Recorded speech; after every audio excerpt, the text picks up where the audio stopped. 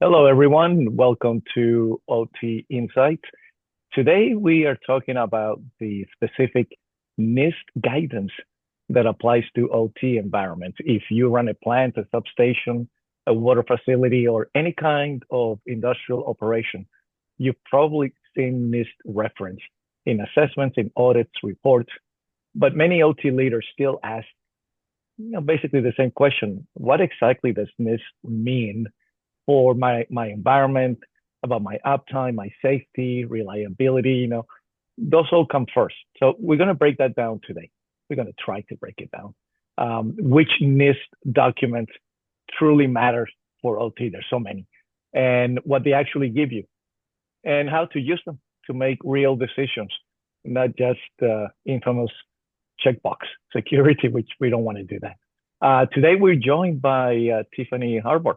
She's a public policy professional with over 20 years experience identifying and mitigating international risks in public, private sector. She was a guest of mine in one of my CISO summits in Santa Marta. She's an ass kicker.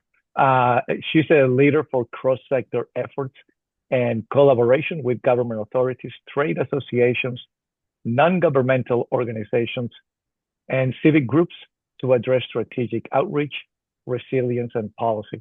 Tiffany is also advisor to Florida International University Jack Gordon Institute and Access Partnership. Holy crap. I don't know how I was able to get her here. Thanks for joining us, Tiffany. Thanks for having me.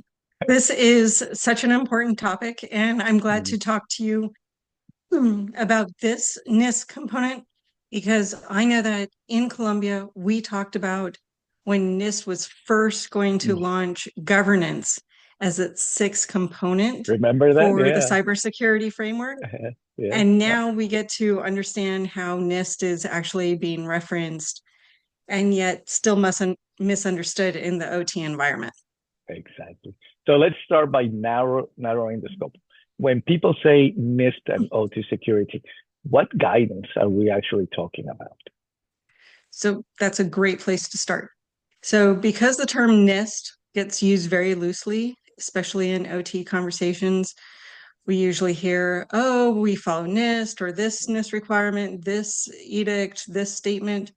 But when you actually dig into it, they're often talking about the very same things. And what that is NIST gets misunderstood in operational environments because there's still some thinking that needs to be done behind this. When you strip it down for what really matters in OT security and practice, there's three NIST efforts that really rise to the top, and each of them play a different role. So let's break those three down. Yeah. First, and far most important for OT, is 800-82. This is the document So is that a framework or a guidance? Because I'm getting confused on that one myself. So all of these, framework, guidance, models, are all different components. NIST is providing guidance on what to do because it's an industry best practice. What's important to know about this is that NIST has now become such an international leader that yes, it provides the guidance, the frameworks, so the questions, the checklists, and some of these things to do for industry standards in the US. So that's often those SCADA controls, the operational technology for critical infrastructure, public sector technology and environments. But this has now gone into the private sector because it is being uniformly adapted and it's continuously being updated. What has then transpired is this is now being used as the way ahead because it is a best standard internationally. We joke about us talking about NIST in Colombia. Yeah. Uruguay actually has a NIST office. Really? So really, wow. This type of best practice is being used internationally. It's not just the US. Yeah, no, and talking with companies in Latin America, focused on OT, in Chile, for example, right, where all the new regulations are coming out. Actually, they came out already this year. Focus is actually so mining industry mostly Mhm. there. So yeah, NIST 882 is very important. So is NERC, but again, that's a completely different conversation. All right, so NIST 882 is extremely important for OT, OT Yes. focused. What? How about CSF? So the NIST CFS, which is the cybersecurity framework, it's now on version 2.0. Mhm. Um, this is not a technical standard. Again, this actually has 6 different functions. So the 5 pillars and governance, which is a 6 section to govern overall. It has breakdowns in each of those 6 areas. It provides common structure, common language. When you're reviewing your security to identify what you currently have in the identify, protect, detect, respond, recover governance phases, it lets you know what your cybersecurity maturity is. And in order to move forward in a best practice, what you probably need. This is a Okay. little different than a cybersecurity framework that you would see in Chile. There's from early 2018, 2019, after one of the cybersecurity incidents, that has a more nationalistic focus. Mm, This is a much more technologically focused framework. So okay. that's a key difference there. Okay. And then obviously we come with the grandmother of or grandfather of NIST 853. That's also used part of OT. Yes. Wow. So that is a very large control catalog. So Yeah. when you're thinking about Asia technology and they say, well, is that in the registrar? That is what you're thinking about when you put it in terms of the US technology. This was originally designed for information systems and these different components. This is very important, but again, it's more of that best practice, um, what to do when patches aren't feasible, authentication models. Yeah. This is probably much more of what your technologists who are operating and maintaining the technology are expecting rather than the more holistic framework that NIST cybersecurity framework is. So how will you put all of these three together? Is there like an order that you suggest? So if you do 882, really grounds you in reality of the architecture. Um, 883 provides the library of controls, what you need to do, what to expect. And then CFS is really going to be that overall chain program to how to communicate with your teams, how to communicate with the executives, what you need to have a best in class program. And so, really, that allows you to have it from anyone who's touching a keyboard to touching the crank to make the widget is going to be covered if you put all 3 of those together in one of your cybersecurity programs with the operational technologists. Wow. Okay. So as we said before, right? So if an OT leader had to start somewhere, 882 should be the place. Yes, exactly. That is one thing that tends to be misapplied, and that is something that OT needs as a baseline. So what exactly does 882 give OT teams that they can use day to day, right? Okay, so a lot of people hear 800-82, they assume it's just another security document. It is not, Yeah. really isn't. It gives OT teams a way to think clearly about security without breaking operations, which is really important. Security is not there to tell you what to do, it's telling you how you might be able to do it better. So, first thing is to give you a clear architecture and thinking about how your plants are built and how you might actually want them to function. Most OT environments didn't grow from clean design. They've been patchworked, they've been upgraded, they've moved locations, they've expanded from years to over decades. Think about if you have a plant that was built in the 1950s, the idea of integrating Wi-Fi for monitoring and controls of that, that has been decades in the making.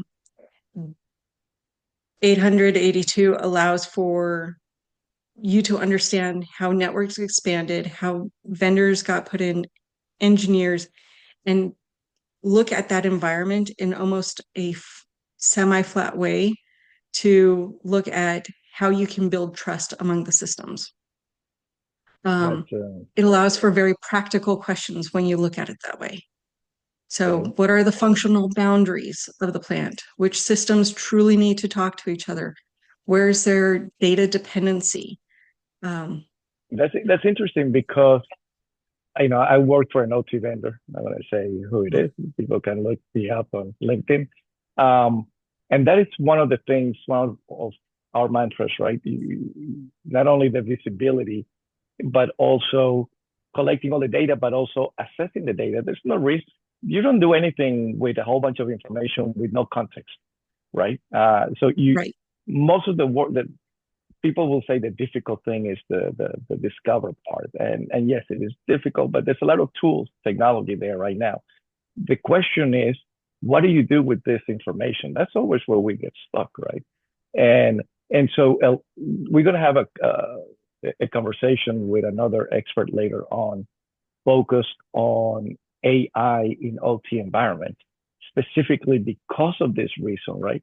There's so much information that we're gathering now because technology has moved forward and is being implemented in the plants. People don't know what to do with all this information. And so now AI has to build in, which goes to what you were saying, the practical, the practical questions, right? What are the functional boundaries in the plant? You bring in AI, third-party vendors, cloud, and everything. What happened to air gap? That's out of the way, right? So you cannot stop progress. You have to figure out now how to do it. So 882 will allow you to work through those type of questions and issues. So it'll allow you to build out those questions and giving you a sneak peek of what your AI expert might say. If you even said, how would you use 800-82 for this? Think about what's your patching strategy?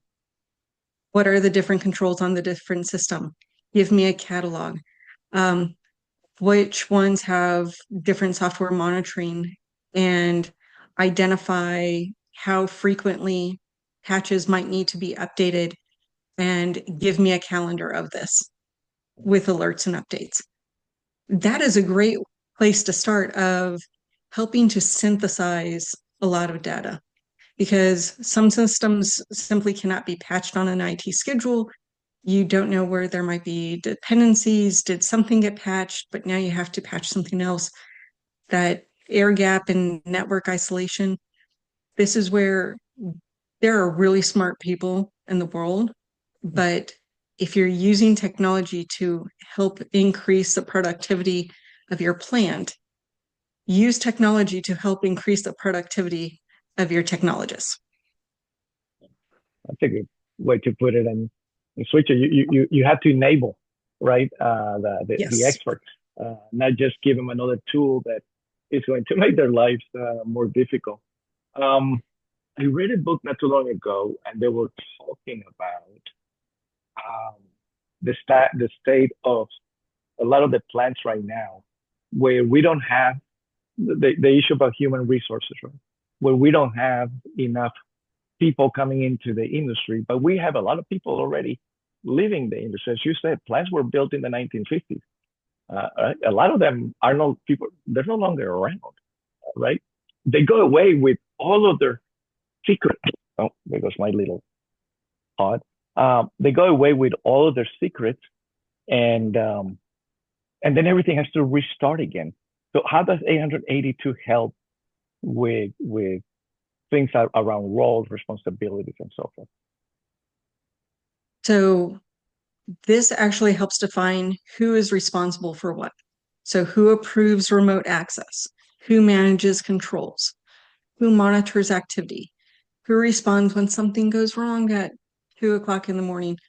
Or I know that's often, the cliche of what keeps you up at night. I will say what goes wrong and you have to stay Friday at 5 p.m. Yeah. During a snowstorm. Then you really know.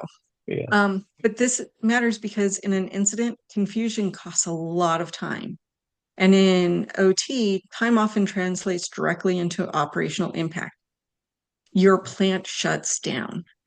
What I like about 882 is it doesn't just describe controls, it gives ownership. People don't want to often take responsibility, and this lets you know you're responsible. You own the technology, you're responsible for a certain function of it. You can build teams and identify how things should work better so the breaks in the seams and dysfunction in cross technology or cross function doesn't happen. But it's really important. You don't want security failure and you don't want an operational failure because of technology. Yeah, that's true. So if you have to boil 882 down to one operational takeaway, what would that be?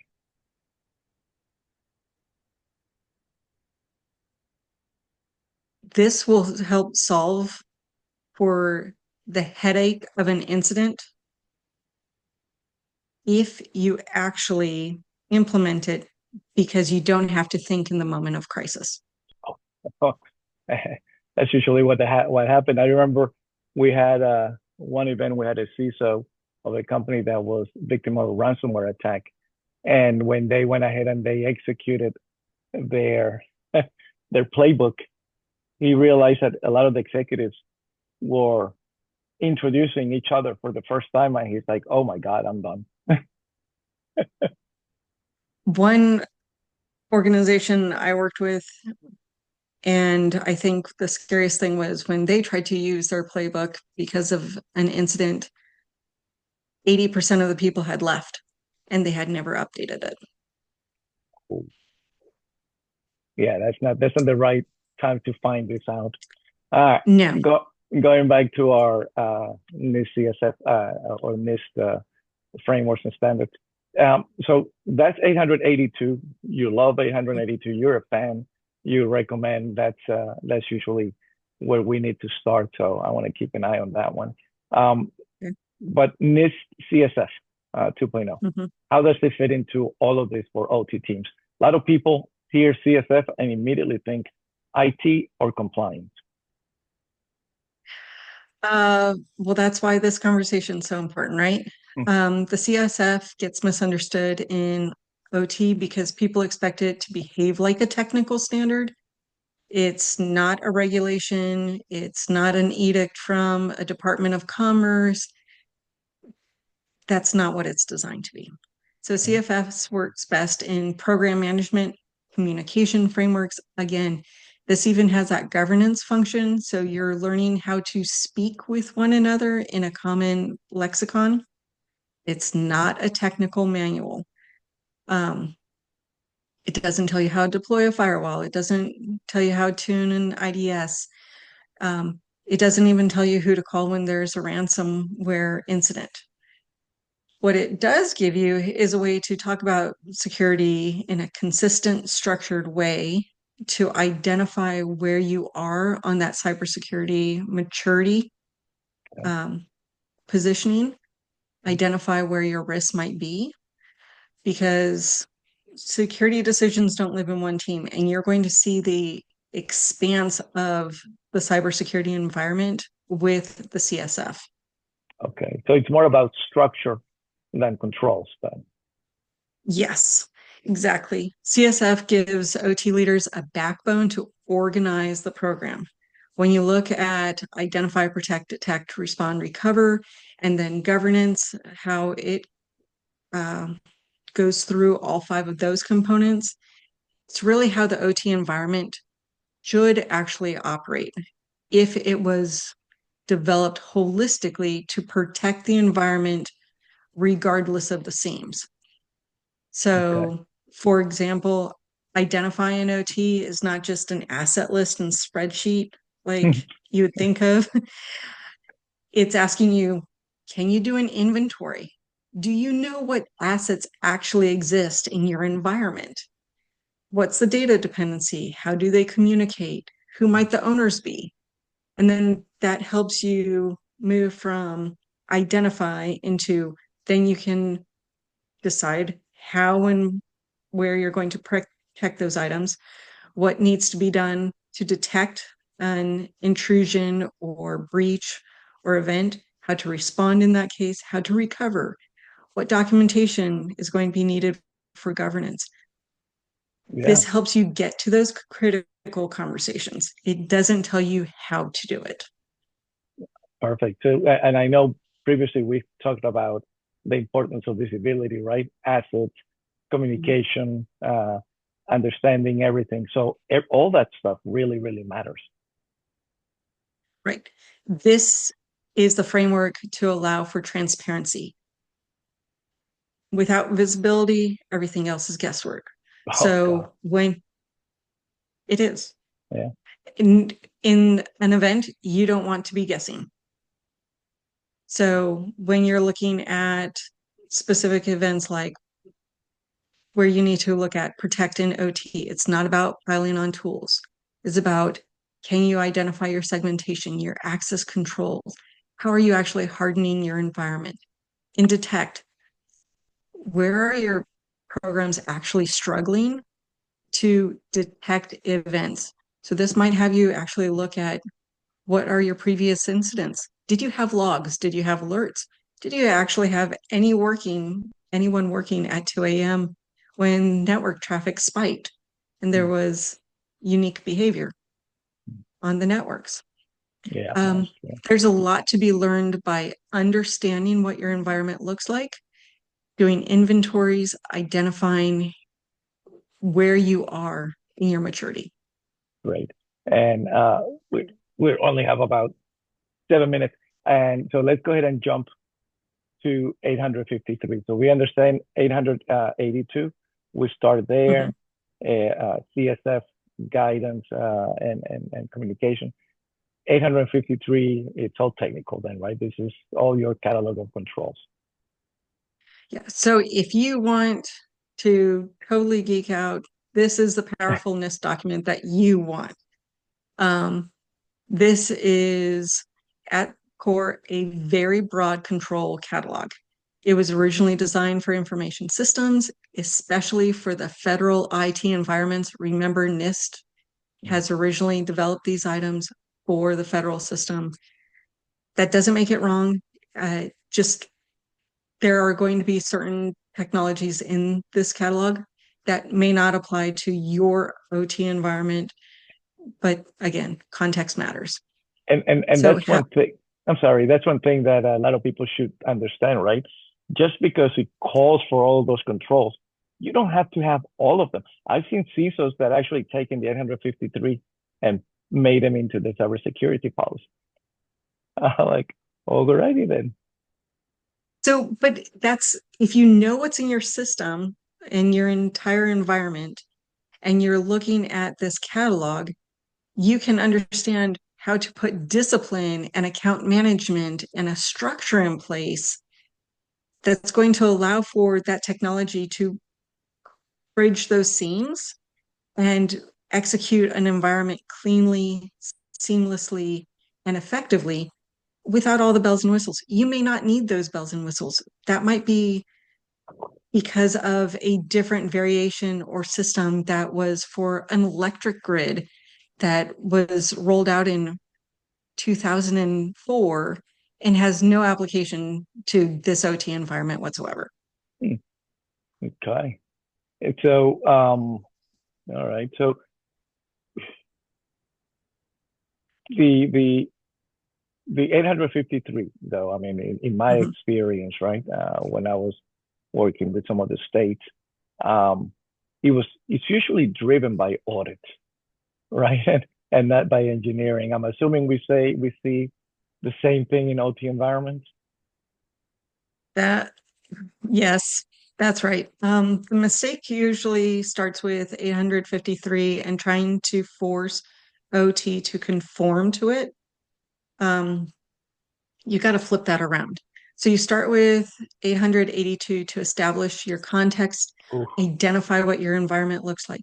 So identify architecture, segmentation, operational constraints, safety and security priorities for your network. Once you understand what's realistically possible, what the executives have an appetite for, what's appropriate for the environment, especially as you look at an interconnected OT environment, then you use 853 as a reference library. You can choose the controls that make sense for you, adapt them. That's very important. This is not a plug and play type of thing. Be adaptable, do direct implementation where possible. Yeah. Keep your documentation, update your documentation for compensating controls. If you've modified something for your environment, that's important to understand because when we just discussed about data flows and data Mhm. dependencies, that will come into play here. You might need stronger network isolation instead of patching. But that's all. Those And are all technical controls, correct? And at some yes, point, right? So at some point, and this leads us to the next section, which is, how do OT leaders should use NIST guidance today? A lot of OT leaders do not see OT from a technology lens, right? They see it from I need to have operations running 100%. I mean, whenever you hear the listener listens to this, past weekend we had one of the worst uh, snowstorms and ice storms in Tennessee area where I live in the last 10 years.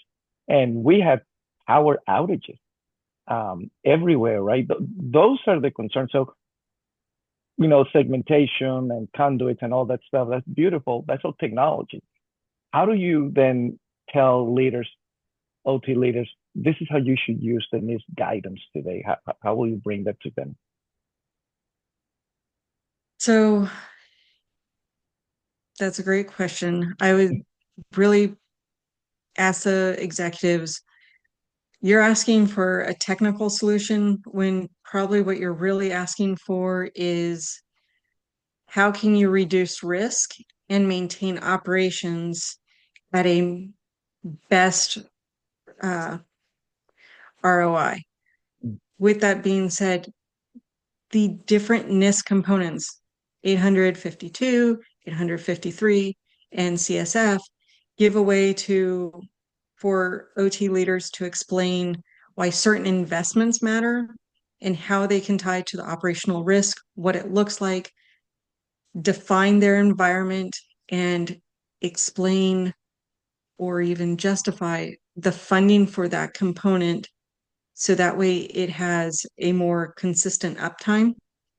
You're going to be able to monitor events, detect them better and faster so that way there is a response and hopefully enable such a better team and ability that you don't actually have to recover because you've prevented any attack or incident from having a downtime. Okay, well, that's a different conversation then. Well, I don't know that.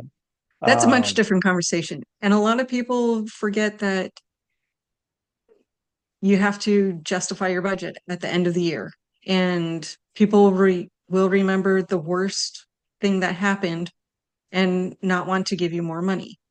So identifying what you're doing in terms of expectations around access control, monitoring, incident handling, your governance as all insurance and protective ways of how you're maintaining operations to that high level of, daily operations with single digit or 0% downtime Mm.